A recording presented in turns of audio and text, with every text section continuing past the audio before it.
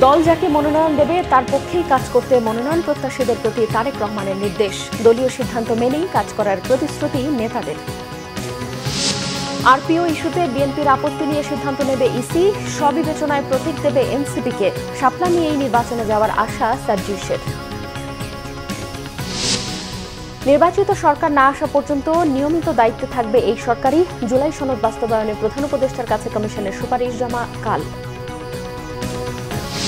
Wheel চেয়ারে ট্রাইব্যুনালে পুলিশের গুলিতে গুরুতর আহত শিশু মুসা, বিচার চেয়ে বাবা মুস্তাফিজুরের জবানবন্দি, ছেলের চিকিৎসায় সহায়তা কামনা। মেট্রো রেলের বেয়ারিং প্যাড ভেঙে নিহত কালামের দাফন সম্পন্ন। দুর্ঘটনার জন্য অব্যবস্থাপনাকেই দুষছে সবাই। তদন্ত প্রতিবেদন 2 সপ্তাহের মধ্যে। দেখছিলেন ক্রাউন সিমেন্ট সংবাদ শিরোনাম। ফ্যাসিবাদ বিরোধীদের নিয়ে বৃহৎ নির্বাচনী জোটের চিন্তা করছে বিএনপি, জানিয়েছেন দলটির স্থায়ী কমিটির সদস্য সালাউদ্দিন আহমেদ। স্থায়ী কমিটির আরেক সদস্য আমির খসরু মাহমুদ চৌধুরী বলেছেন, নির্বাচনে জোটবদ্ধ দলগুলোর ক্ষেত্রে প্রতীকের স্বাধীনতা থাকা উচিত। রাজনৈতিক সংস্কৃতি না বদলালে কোনো সংস্কারই কাজে আসবে না বলেও মন্তব্য করেছেন তিনি। রিপোর্ট করছেন শুভ মাহফুজ। জাতীয়তাবাদী যুবদলের ৪৭তম প্রতিষ্ঠাবার্ষিকী উপলক্ষে নেতাকর্মীদের নিয়ে সোমবার সাবেক রাষ্ট্রপতি জিয়াউর রহমানের সমাধিতে শ্রদ্ধা জানান বিএনপির স্থায়ী কমিটির সদস্য সালাউদ্দিন আহমেদ। সেখানে তিনি গণমাধ্যমকে জানান, নির্বাচন সামনে রেখে আসনভিত্তিক যোগ্য প্রার্থীদের সাথে কথা বলা হচ্ছে। জাতীয় ঐক্য ধরে রাখাই বিএনপির মূল লক্ষ্য উল্লেখ করে বৃহৎ নির্বাচনী জোট করার ইঙ্গিত দেন সালাউদ্দিন। আমরা সমগ্র বাংলাদেশে আসনভিত্তিক সকল যোগ্য প্রার্থীদের, একাধিক যোগ্য প্রার্থীদের সাথে আমরা কথা বলেছি। এটা তারই প্রক্রিয়ার একটি অংশ। আমরা একই মেসেজ দিতে চাই, যাতে আমাদের দলের ভিতরে ঐক্য থাকে, জাতির মধ্যে ঐক্য থাকে, যাদের সাথে আমরা যুগপৎ আন্দোলন করেছি এবং অন্যান্য একটা বৃহৎ জোটের জন্য আমরা চিন্তা করছি, সবাইকে নিয়ে ঐক্যবদ্ধভাবে যাতে আমরা আগামীতে এই নির্বাচনে বৈতরণী পার হতে পারি। তবে জাতির মধ্যে ঐক্যটাই হচ্ছে আমাদের সবচেয়ে বড় শক্তি। সেই ঐক্য বজায় রাখার জন্য কেউ যাতে বিভেদের পথে না যায়, সেই মেসেজটা আমরা দিচ্ছি। এদিকে রাজধানীর গুলশানে একটি হোটেলে ইকোনমিক রিফর্ম সামিটে সাংবাদিকদের প্রশ্নের জবাবে দলের স্থায়ী কমিটির সদস্য আমির খসরু মাহমুদ চৌধুরী বলেন, রাজনৈতিক মতবিরোধ থাকলেও শ্রদ্ধা রাখতে হবে সবার মতের প্রতি। বাংলাদেশের রাজনীতিতে সাংস্কৃতিক পরিবর্তন আনতে না পারলে শত সংস্কার করেও কোনো লাভ হবে না। আমাদের মধ্যে সহনশীলতা থাকতে হবে, অন্যের সাথে দ্বিমত পোষণ করেও তার প্রতি সম্মান জানাতে হবে, তার মতের প্রতি সম্মান জানাতে হবে এবং বাংলাদেশের শান্তিপূর্ণ স্থিতিশীলতা রক্ষা করতে হবে যদি দেশকে এগিয়ে নিয়ে যেতে হয়। কারো কোনো দাবি দেওয়া থাকলে রাস্তায় না গিয়ে জনগণের কাছে যাওয়া ভালো। এর আগে রিফর্ম সেমিনারে আমির খসরু মাহমুদ জানান, বিএনপি ক্ষমতায় গেলে স্বাধীনভাবে কাজ করতে দেওয়া হবে বাংলাদেশ ব্যাংকে। শুভ মাহফুজ, বাংলা ভিশন, ঢাকা। জাতীয় নির্বাচনে ভোট কেন্দ্রের তালিকা চূড়ান্ত করেছে নির্বাচন কমিশন। কমিশনের সিনিয়র সচিব জানিয়েছেন, ৬৪ জেলায় ৩০০ আসনে মোট ভোট কেন্দ্রের সংখ্যা ৪২,৭৬১টি এবং ভোট কক্ষ ২,৪৪,৬৪৯টি। এদিকে জোটের শরিক দলের প্রতীক ইস্যুতে আরপিও সংশোধনী নিয়ে বিএনপির যে আপত্তি জানিয়েছে সে বিষয়ে কমিশন সিদ্ধান্ত নেবে বলে জানিয়েছেন ইসি সচিব। আর এনসিপি কোনো প্রতীক বেছে না নেওয়ায় ইসি স্ববিবেচনায় দলটির জন্য প্রতীক বরাদ্দ করবে। রিপোর্ট করছেন আসমা আক্তার নূপুর। ভোট কেন্দ্রের চূড়ান্ত তালিকা সহ ফেব্রুয়ারিতে জাতীয় নির্বাচনের সার্বিক বিষয় নিয়ে নির্বাচন ভবনে গণমাধ্যমের সাথে কথা বলেন নির্বাচন কমিশনের সিনিয়র সচিব আক্তার আহমেদ। এ সময় ইসি সচিব জানান, ৬৪টি জেলার ৩০০ আসনে এবার মোট ভোট কেন্দ্রের সংখ্যা ৪২,৭৬১টি। এর মধ্যে মোট ভোট কক্ষ নির্ধারণ করা হয়েছে ২,৪৪,৬৪৯টি। তবে গণভোটের বিষয়ে নির্বাচন কমিশনে এখনো কোনো তথ্য নেই বলে জানান তিনি। গণভোটের ব্যাপারে নির্বাচন কমিশনে এখনো পর্যন্ত কোনো তথ্য নেই। যে তথ্যটা নাই সে তথ্যের উপরে কোনো তথ্য দেওয়ার সুযোগ আমার নেই। ৬৪টা জেলার ৩০০ কনস্টিটিউয়েন্সির ভোট কেন্দ্রের সংখ্যা ৪২,৭৬১, আর কক্ষের সংখ্যা হচ্ছে পুরুষদের জন্য ১,১৫,১৩৭ আর মহিলাদের জন্য ১,২৯,৬০২। এই মিলিয়ে ২,৪৪,৬০ 649। এই হচ্ছে আমাদের চূড়ান্ত ভোট কেন্দ্রের সংখ্যা। এ সময় ইসি সচিব জানান, জোটবদ্ধ হলে ভোটের প্রতীকের বিষয়ে আরপিওর সংশোধনী নিয়ে যে আপত্তি তুলেছে বিএনপি তা নিয়ে সিদ্ধান্ত নেবে নির্বাচন কমিশন। আরও জানান, বিধিমালায় না থাকায় এনসিপিকে শাপলা প্রতীক দেয়া হচ্ছে না। নির্বাচন কমিশন যেটা বলেছে যে তারা স্ববিবেচনায় নিজের একটা প্রতীক বরাদ্দ করে দেবে, সেটাই হচ্ছে এখনকার পর্যন্ত অবস্থান।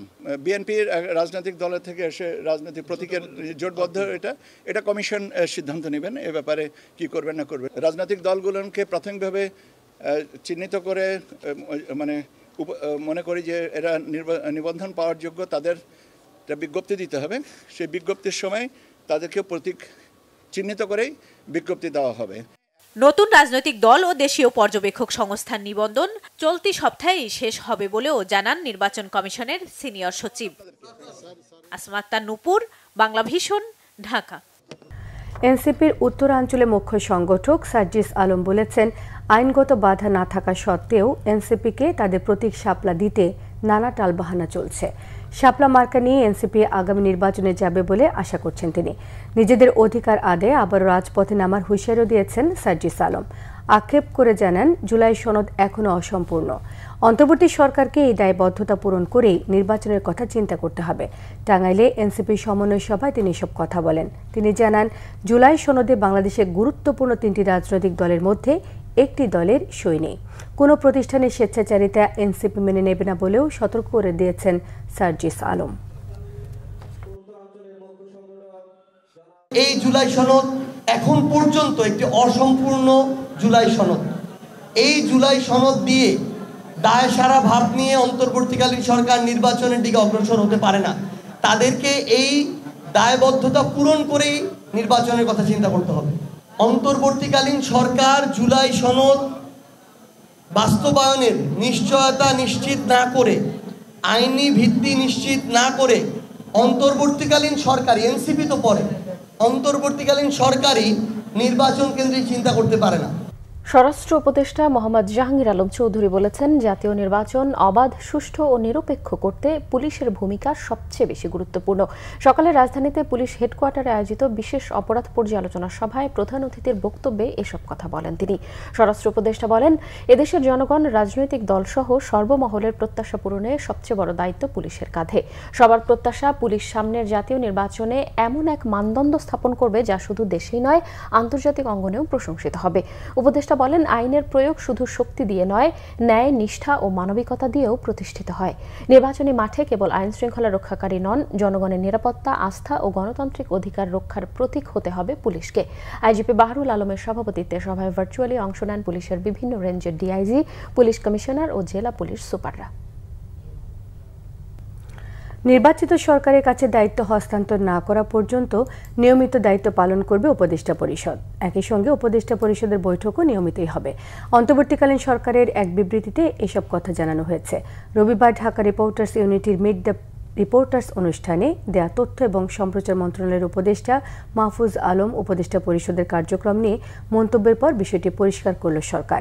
সেই সাথে সরকারের গৃহীত সংস্কার এবং নীতিমালা প্রণয়নের কাজ নভেম্বরের মধ্যে শেষ করতে হবে বিষয়টি সঠিক নয়, বরং সংস্কার কার্যক্রম পুরোদমে চলমান থাকবে বলে জানানো হয়েছে বিবৃতিতে।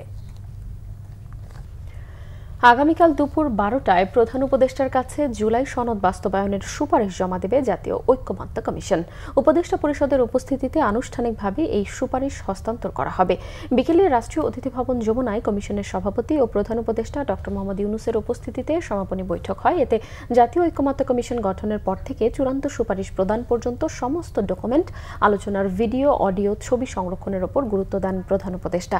সমাপনী বৈঠকে জুলাই জাতীয় সনদ বাস্তবায়নের রূপরেখা চূড়ান্ত করার পাশাপাশি অন্য সংস্কার কমিশনগুলোর সুপারিশ বাস্তবায়নেও সরকারকে পদক্ষেপ নেওয়ার আহ্বান জানিয়েছেন কমিশনের সদস্যরা। রাজনৈতিক দলগুলোর সাথে আলোচনা করে রাষ্ট্রের বিভিন্ন ক্ষেত্রে 84টি সংস্কার প্রস্তাব তৈরি করে জাতীয় ঐক্যমত্য কমিশন। জুলাই সনদ বাস্তবায়নের সুপারিশে সেই বিষয়গুলো উল্লেখ থাকবে। কমিশনের সদস্যরা আরও জানিয়েছেন, জুলাই সনদকে আইনি ভিত্তি দিতে প্রথমে একটি বিশেষ আদেশ জারি, এরপর গণভোট এবং আগামী জাতীয় সংসদকে দ্বৈত ভূমিকা পালনের ক্ষমতা দেওয়ার মাধ্যমে সনদ বাস্তবায়নের সুপারিশ চূড়ান্ত হয়েছে। জুলাই আন্দোলনে রামপুরে পুলিশের গুলিতে নিহত মায়া ইসলাম এবং তার 6 বছর বয়সী নাতি মুসা গুলিবিদ্ধ হওয়ার মামলায় জবানবন্দি দিয়েছেন মুসার বাবা মোহাম্মদ মোস্তাফিজুর রহমান। 1.5 বছর পেরিয়ে গেলেও সন্তান সুস্থ হয়ে না ওঠায় উদ্বিগ্ন স্বজনরা।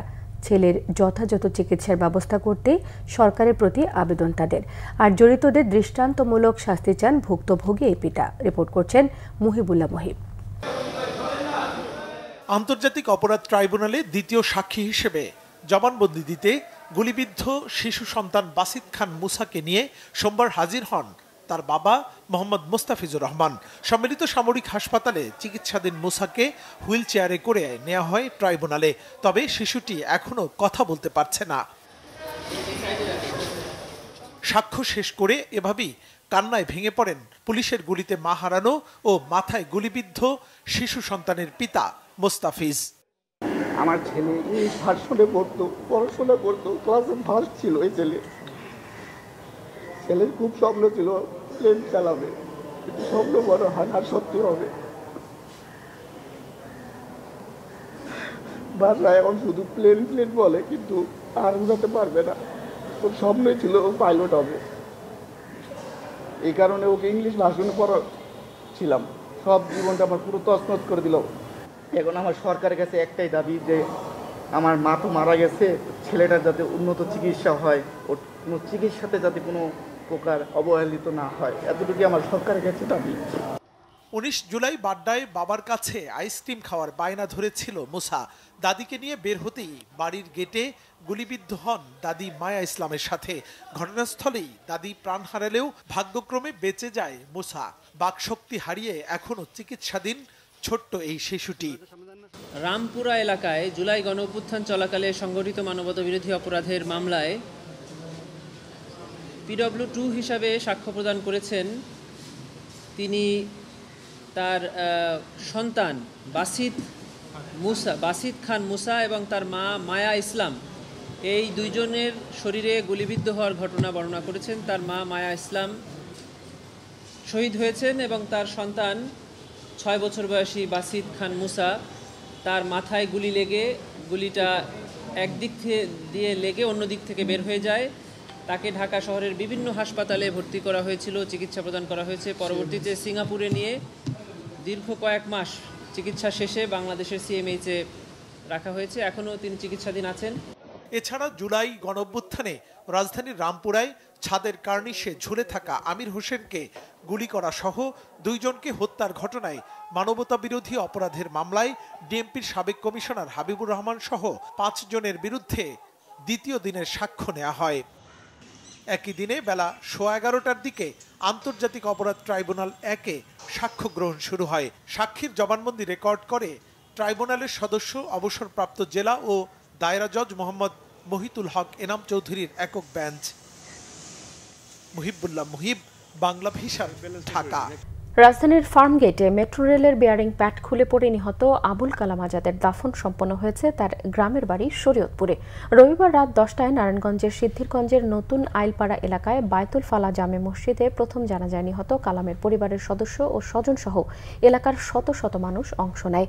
পরে কালামের মরদেহ তার গ্রামের বাড়ি শরীয়তপুরের নড়িয়া উপজেলার ঈশ্বরকাঠি এলাকার উদ্দেশ্যে নিয়ে যাওয়া হয়। সেখানে দ্বিতীয় জানাজা শেষে আবুল কালামের দাফন সম্পন্ন করা হয়।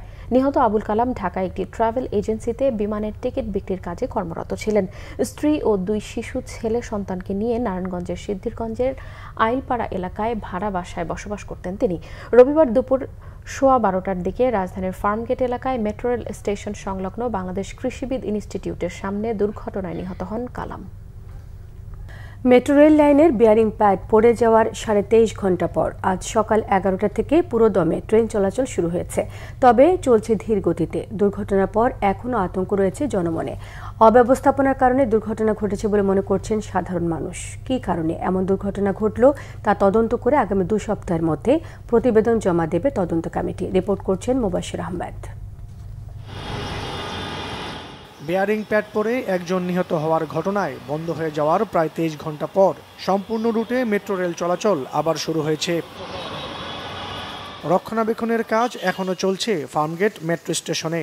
কোন ত্রুটিতে দুর্ঘটনা ঘটেছে তা খোঁজার চেষ্টা করছেন প্রকৌশলীরা। অতীতেও মেট্রো রেলের এই অংশে বিয়ারিং প্যাড খুলে পড়েছিল। তবে মেট্রো রেল চালু হলেও এ নিয়ে আতঙ্ক রয়েছে জনমনে। যেহেতু এর আগেও আমরা দেখেছি যে দুর্ঘটনা ঘটেছে, আর কালকে যেহেতু একটু বড় একটা দুর্ঘটনা ঘটে গেল, যার কারণে একটা মানুষের প্রাণ চলে গেল। তো এক্ষেত্রে আমার মনে হয় আমি একটু ভয় পাবো যে মেট্রো রেলে চড়তে। নাহলে বিদেশে উন্নত দেশে তো এই ধরনের ঘটনা ঘটে না, সুতরাং এখানে কাজের যথেষ্ট ত্রুটি আছে, আর ভবিষ্যতে যে এই ধরনের ঘটনা আবারও ঘটবে না এটার কোনো নিশ্চয়তা নেই। অব্যবস্থাপনার কারণেই দুর্ঘটনা ঘটেছে বলে মনে করছেন সাধারণ মানুষ। নিয়মিত রক্ষণাবেক্ষণের তাগিদও দেন যাত্রীরা। আরও কিভাবে ভালো পদক্ষেপ নেওয়া যায় যেন জনসচেতনের মধ্যে কোনো ধরনের ভয়ভীতি কাজ না করে, যেন জনসম্পৃক্ততা আরও বাড়া যায় এবং নিরাপদ একটা গন্তব্য যেন আমরা যেতে পারি, সেই যেন একটা ব্যবস্থা করে সরকারের কাছে দৃঢ় আকাঙ্ক্ষা করে। ব্যবস্থাপনা আসলে কি বলবো, ঠিক আছে, যার যার জায়গা থেকে যে শেষে যদি ঠিকমতো কাজ করে তাহলে তো সবকিছু ঠিকমতো চলবে। আসলে আমাদের সামগ্রিক ব্যবস্থাপনারই উন্নয়ন দরকার, হ্যাঁ, এবং এটার জন্য আমাদের সবাইকেই সাবধান থাকতে হবে। রবিবার দুপুর 12টার দিকে ফার্মগেটে মেট্রো রেলের পিলার থেকে বেয়ারিং প্যাড খুলে পড়ে। এতে আবুল কালাম নামে একজন পথচারীর মৃত্যু হয়। এরপরেই মেট্রো রেল চলাচল বন্ধ করা হয়েছিল। মুবাশশির আহমেদ, বাংলা ভিশন, ঢাকা। মানুষের জীবন রক্ষায় ঢাকার মেট্রো রেল ও সকল ফ্লাইওভারে ব্যবহৃত সামগ্রীর মান যাচাই ও নিশ্চিত করতে সরকারকে নির্দেশনা চেয়ে হাইকোর্টে রিট করা হয়েছে। জনস্বার্থে রিটটি করেন সুপ্রিম কোর্টের আইনজীবী আব্দুল্লাহ আল মামুন। রিটে বিবাদী করা হয়েছে সড়ক পরিবহন ও সেতু মন্ত্রণালয়ের সচিব, Dhaka mass transit company limited, DMTCL এর ব্যবস্থাপনা পরিচালক, ঢাকা পরিবহন সমন্বয় কর্তৃপক্ষ, ডিটিসি এর নির্বাহী পরিচালক এবং ইটালিয়ান থাই ডেভেলপমেন্ট কোম্পানি লিমিটেডকে। আইনজীবী আব্দুল্লাহ আল মামুন তার আবেদনে বলেছেন, পথচারী মৃত্যুর ঘটনাই প্রমাণ করে বিবাদীরা সাংবিধানিকভাবে স্বীকৃত জীবনের অধিকার ও আইনের সুরক্ষা দিতে ব্যর্থ হয়েছেন। দল যাকে মনোনীত করবে তার পক্ষে নির্বাচনে অংশ নিতে মনোনয়ন প্রত্যাশীদের নির্দেশ দিয়েছেন বিএনপির ভারপ্রাপ্ত চেয়ারম্যান তারেক রহমান। সোমবার 5 বিভাগের মনোনয়ন প্রত্যাশীদের সঙ্গে মতবিনিময় সভায় অংশ নিয়ে সবাইকে এক পরিবার হিসেবে নির্বাচনের প্রস্তুতি নিতে বলেছেন তিনি। সভা শেষে মনোনয়ন প্রত্যাশীরাও বলেছেন, দল যাকেই মনোনয়ন দেবে তার পক্ষেই প্রচারণায় অংশ নেবেন সবাই। নাবিল জাহাঙ্গীরের রিপোর্ট। আসছে নির্বাচনে কারা পাবেন শহীদ জিয়ার ধানের শীষ? নির্বাচন সামনে রেখে এই নিয়ে আলোচনা যখন তুঙ্গে, তখন মনোনয়ন প্রত্যাশীদের সাথে মতবিনিময় সভায় অংশ নিলেন বিএনপির ভারপ্রাপ্ত চেয়ারম্যান তারেক রহমান। সোমবার দলের চেয়ারপারসনের গুলশান কার্যালয়ে আয়োজিত এই সভায় অংশ নেন বরিশাল, রাজশাহী, সিলেট, খুলনা ও ঢাকা বিভাগের মনোনয়ন প্রত্যাশীরা। আমাদেরকে মেসেজ তারুণ্যের অহংকার একটি মেসেজ দিয়েছেন যে আমরা একটি পরিবার, এই পরিবার মনোনয়ন মনে করবেন আপনারা একটি সন্তান। আমরা আলোচনা করতে আসিনি, আমরা এসেছিলাম নেতার নির্দেশ শোনার জন্য। মনোনয়ন প্রত্যাশীদের সাথে কর্মী সমর্থক না আনার নির্দেশনা থাকলেও দুপুর থেকেই ভিড় জমে গুলশানের কার্যালয়ের সামনে। জেল, জুলুম, রিমান্ড, মামলা, হামলা সবকিছু মিলে আমরা চেষ্টা করেছি। সেই জায়গা থেকে আমরা আমাদের কাজটা করেছি। দলের কাছে আমরা আবেদন করতে পারি, দলের যে সিদ্ধান্ত, সেই সিদ্ধান্ত চূড়ান্ত সিদ্ধান্ত। দল যেভাবে সিদ্ধান্ত নেবেন, যেভাবে কাজ করতে বলবেন, আমরা সেভাবে কাজ করব। দল যাকে মনোনীত করবে তার পক্ষেই সবাইকে কাজ করতে হবে, এমনটাই নির্দেশনা তারেক রহমানের। বাংলাদেশ জাতীয়তাবাদী দল বিএনপি যাকেই মনোনয়ন দিবে, যেই ধানের শীষে প্রার্থী হবেন, তার পেছনে দলের সকল স্তরের নেতাকর্মী, সেটা সর্বোচ্চ স্থায়ী কমিটির থেকে শুরু করে একেবারে ওয়ার্ড ইউনিয়ন পর্যায়ের নেতাকর্মী, আমরা এক এবং ঐক্যবদ্ধভাবে কাজ করব এবং আগামী দিনে বাংলাদেশ জাতীয়তাবাদী দলকে রাষ্ট্র ক্ষমতায় নিয়ে এসে বাংলাদেশকে এগিয়ে নিয়ে যাওয়ার জন্য গণতান্ত্রিক যে লড়াই আমরা অবতীর্ণ হয়েছি সেটিকে সফল করার জন্য কাজ করে যাব। ইস্পাত করিন অক্ষের কথা বলেছেন এবং loving affection for your party এই কথাও বলেছেন। এটা আমরা সবাই খুব আন্তরিকভাবে নিয়েছি। এতে আমিও যদি খোদা না আস্থা কিছুও না পাই, আমার কোনো দুঃখ নাই। নেতারা বলছেন, কয়েকদিনের মধ্যেই প্রার্থী তালিকা চূড়ান্ত করতে পারে বিএনপি।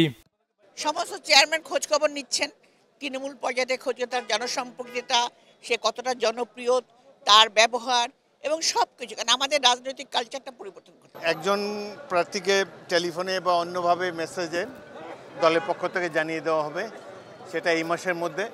এরপরে যখন তফসিল ঘোষণা করা হবে তখন অফিসিয়ালি 300 আসনের প্রার্থী ঘোষণা করা হবে। যারা মনোনয়ন বঞ্চিত হবেন তাদেরকেও যোগ্যতার ভিত্তিতে মূল্যায়ন করা হবে, এমনটাই প্রত্যাশা সভায় অংশ নেয়াদের। নাবিল জাহাঙ্গীর, বাংলা ভিশন, ঢাকা। আশুলিয়ায় ড্যাফোডিল ও সিটি বিশ্ববিদ্যালয়ের শিক্ষার্থীদের মধ্যে রাতভর সংঘর্ষ ও ভাঙচুরের ঘটনায় এখনও থমথমে অবস্থা বিরাজ করছে ওই এলাকায়। সিটি বিশ্ববিদ্যালয় আগামী 4 নভেম্বর পর্যন্ত বন্ধ ঘোষণা করেছে বিশ্ববিদ্যালয় কর্তৃপক্ষ। এরই মধ্যে হল ছাড়তে শুরু করেছে বিশ্ববিদ্যালয়ের শিক্ষার্থীরা। এদিকে শিক্ষার্থীদের আটকে রেখে মারপিট ও জোর করে জবানবন্দি নেওয়ার অভিযোগ করেছেন ড্যাফোডিল বিশ্ববিদ্যালয় কর্তৃপক্ষ। সমস্যা সমাধানে বিশ্ববিদ্যালয় দুটির কর্তৃপক্ষের সাথে বিশ্ববিদ্যালয় মঞ্জুরি কমিশন ইউজিসির আলোচনা চলছে। আশুলিয়া প্রতিনিধি শেফালি মিতুর রিপোর্টে বিস্তারিত। তুচ্ছ ঘটনাকে কেন্দ্র করে রবিবার রাতে ড্যাফোডিল ও সিটি ইউনিভার্সিটির শিক্ষার্থীদের মধ্যে হামলা, ভাঙচুর ও সংঘর্ষের পর নিরাপত্তা কারণে হল ছাড়তে দেখা যায় সিটি বিশ্ববিদ্যালয়ের আবাসিক শিক্ষার্থীদের অনেককেই। হামলা নিয়ে দুপক্ষই একে অপরকে অভিযুক্ত করছে। আমাদের এক স্টুডেন্ট থুতু ফেলে, ওই থুতুটি ড্যাফোডিলের এক স্টুডেন্টের গায়ে পড়ে। ইভেন আমাদের স্টুডেন্ট ইনস্ট্যান্ট বাইক ব্রেক করে আমাদের ওই ড্যাফোডিল স্টুডেন্টকে ইনস্ট্যান্ট সরি বলছে। এই সরি বলার পরেও তারা আমাদের স্টুডেন্টদেরকে গায়ে হাত তুলেছে। গতকালকে রাত থেকে আমরা যেহেতু ভার্সিটির এই সাইডটাই থাকি, আমরা গতকালকে রাত থেকেই দেখতেছি যে আমাদের বিভিন্ন শিক্ষার্থীকে বেধড়ক মারতেছে।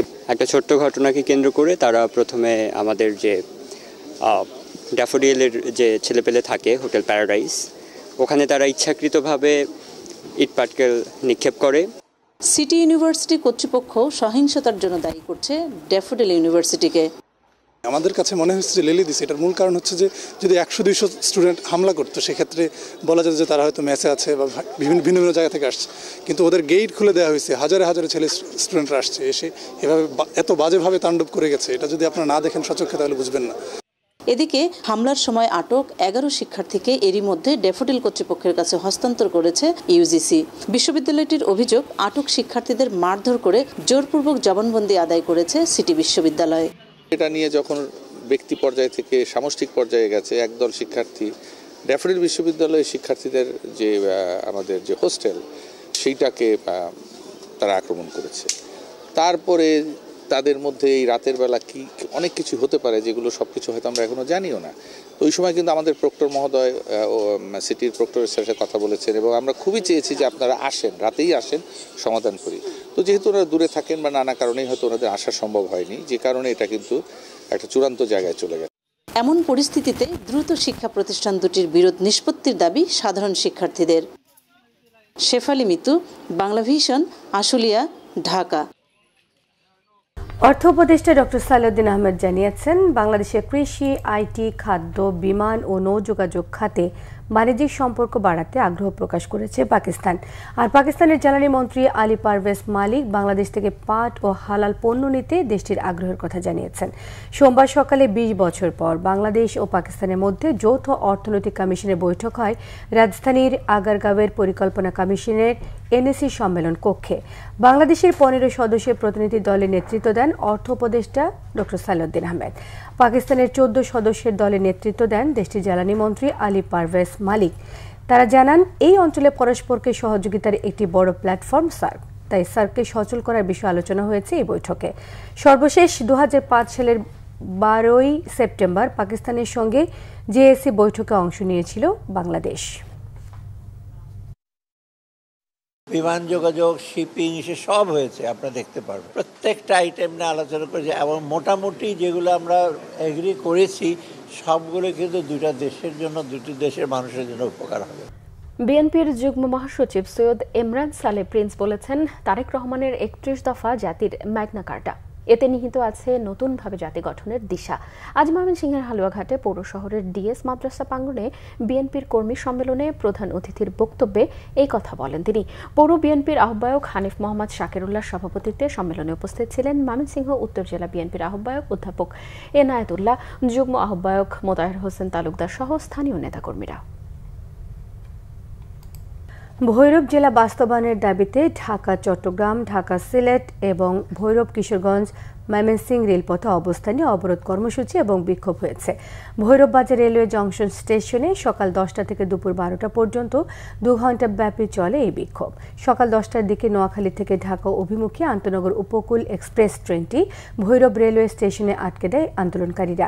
বেলা 11:30টার দিকে ট্রেনটির ইঞ্জিন থেকে আন্দোলনকারীদের নেমে যেতে বলেন এক পুলিশ সদস্য। এ নিয়ে আন্দোলনকারীদের মধ্যে বাকবিতণ্ডার সৃষ্টি হয়। এক পর্যায়ে ট্রেনটি লক্ষ্য করে ইট পাটকেল ছড়ে বিক্ষোভকারীদের একাংশ। পরে আন্দোলনকারীদের আরেকটি অংশ এগিয়ে গিয়ে পরিস্থিতি শান্ত করে। এই ঘটনায় কেউ আহত হবার খবর পাওয়া যায়নি, তবে ট্রেনটি ব্যাপক ক্ষতিগ্রস্ত হয়েছে। দুপুর 12টার দিকে অবরোধকারীরা অবরোধ তুলে নিলে ট্রেনটি ঢাকার উদ্দেশ্যে ছেড়ে যায়।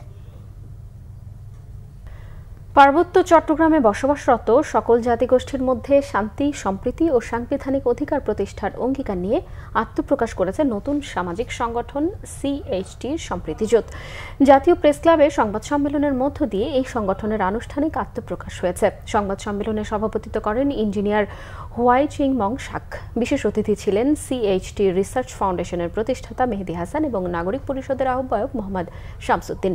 আয়োজকরা জানিয়েছেন, এই জোট খুমি, শাক, লুসাই, পাংখোয়া, বম, খিয়াং, ম্রো, গুর্খা, তঞ্চঙ্গা সহ ক্ষুদ্রতর জনগোষ্ঠী এবং ত্রিপুরা, মারমা, চাকমা ও বাঙালি এই 14টি প্রধান জাতিসত্তার সকলের সম্মিলিত প্রতিনিধিত্ব, সাংবিধানিক অধিকার ও সম্প্রীতি নিশ্চিত করতে অঙ্গীকারবদ্ধ।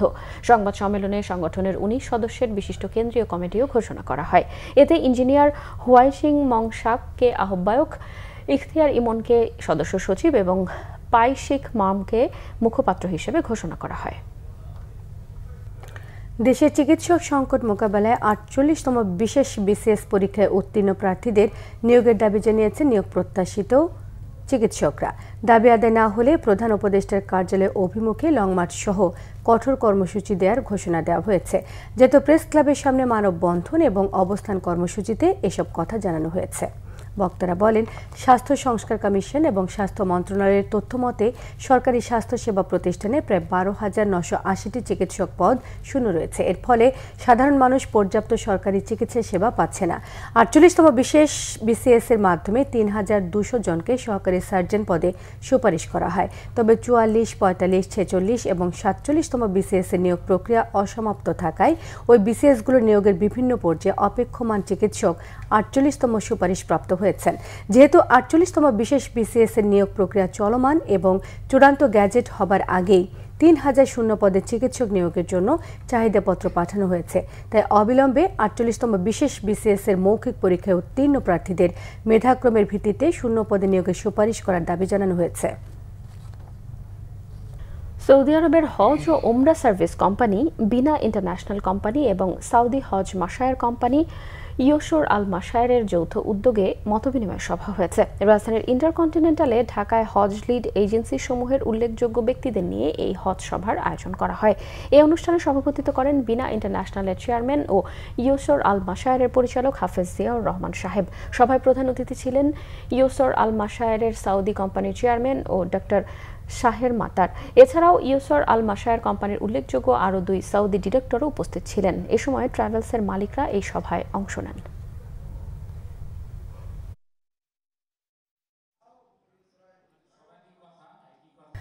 দেশে প্রথমবারের মতো মুভমেন্ট ডিসঅর্ডার চিকিৎসায় ডিপ ব্রেন স্টিমুলেশন সার্জারি রোগীর বুকে ব্যাটারি প্রতিস্থাপন সফলভাবে সম্পন্ন হয়েছে।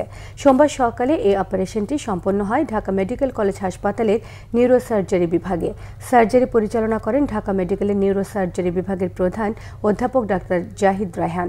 রোগী জাকির হোসেন 2017 সালে ডিপ ব্রেন স্টিমুলেশন সার্জারি করেছিলেন। প্রায় 8 বছর পর তার বুকে ব্যাটারি প্রতিস্থাপন সফলভাবে সম্পন্ন করা হলো। বিশেষজ্ঞদের মতে এই সার্জারি দেশে মুভমেন্ট ডিসঅর্ডার চিকিৎসার ক্ষেত্রে একটি যুগান্তকারী পদক্ষেপ। সারা দেশে অটিস্টিক ও প্রতিবন্ধী বিশ্ববিদ্যালয়গুলোর স্বীকৃতি ও এমপিও ভুক্তি সহ 5 দফা দাবি আদায়ে কর্মসূচি পালন করেছে বাংলাদেশ প্রতিবন্ধী বিদ্যালয় সমন্বয় পরিষদ। জাতীয় প্রেস ক্লাবের সামনে দিনব্যাপী অবস্থান কর্মসূচি পালন করেন আন্দোলনকারীরা।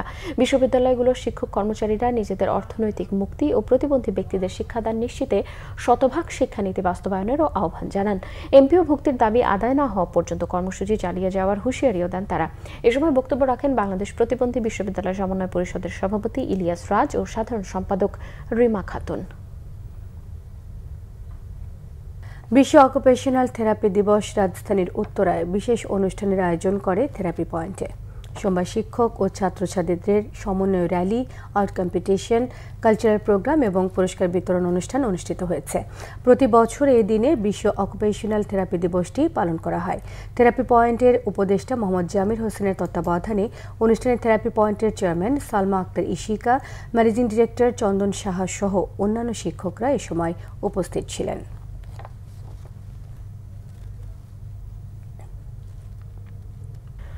পরিচ্ছন্ন, সুস্থ ও সুন্দর দেশ গড়ার প্রচেষ্টার লক্ষ্যে ও শিক্ষা প্রতিষ্ঠানের সচেতনতা বৃদ্ধিতে হাইজিন ক্যাম্পেইন কর্মসূচির উদ্বোধন করা হয়েছে। উদ্বোধন করেন গাইবান্ধা জেলা প্রশাসক চৌধুরী মোয়াজ্জেম আহমদ। বিশেষ অতিথি ছিলেন জেলার প্রাথমিক শিক্ষা অফিসার লক্ষণ কুমার দাস ও সভা প্রধান ছিলেন গণ উন্নয়ন কেন্দ্রের নির্বাহী প্রধান এম আব্দুস সালাম। এতে অন্যান্যদের মধ্যে শুভেচ্ছা বক্তব্য দেন GUK residential model school and কলেজের অধ্যক্ষ Zahurul Qaiyum, Reckitt Bangladesh head of পার্টনারশিপের Salauddin Ahmed, manager external affairs Mohammad Rakib Uddin সহ অন্যান্যরা। এ সময় বক্তারা বলেন, শিক্ষার্থীদের মাঝে ব্যক্তিগত পরিচ্ছন্নতা, খাদ্য নিরাপত্তা, রোগ প্রতিরোধ এবং পরিবেশ বিষয়ে সচেতনতা বৃদ্ধি এই ক্যাম্পেইনের মূল লক্ষ্য।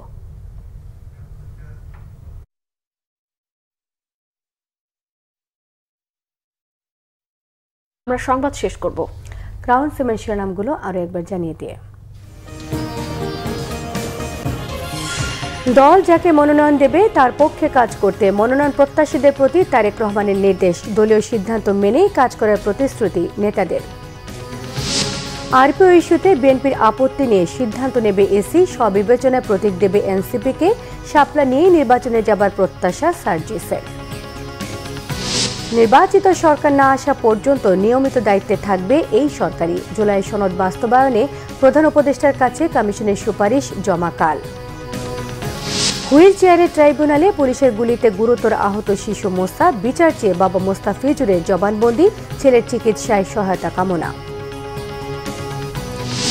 মেট্রো রেলের বিয়ারিং প্যাড ভেঙে নিহত কালামের দাফন সম্পন্ন। দুর্ঘটনার জন্য অব্যবস্থাপনাকেই দায়ী করেছেন সবাই। তদন্ত প্রতিবেদন 2 সপ্তাহের মধ্যে।